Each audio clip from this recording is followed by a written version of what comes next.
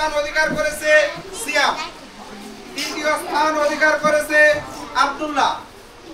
তাদের যে পরীক্ষাটা নেওয়া হয়েছে কয় পারা থেকে কয় পৃষ্ঠা থেকে, এটা আমাদের অত্যন্ত মাদ্রাসার হুজুর হাফেজ মাসুম বিল্লাহ সাহেব, উনি দীর্ঘ 15 বছর যাবৎ ভালো একটা মাদ্রাসায় শিক্ষাগত পেশায় জড়িত ছিলেন, অত্যন্ত মেধাবী এবং দক্ষ একজন লোক।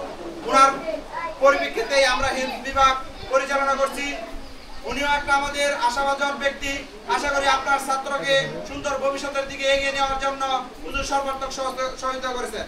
এই পর্যায়ে আমরা পরীক্ষার ফলাফল ঘোষণার আরেকটা ধাপ নাজারা বিভাগ, সেই নাজারা বিভাগের ফলাফল ঘোষণা করতে যাচ্ছি।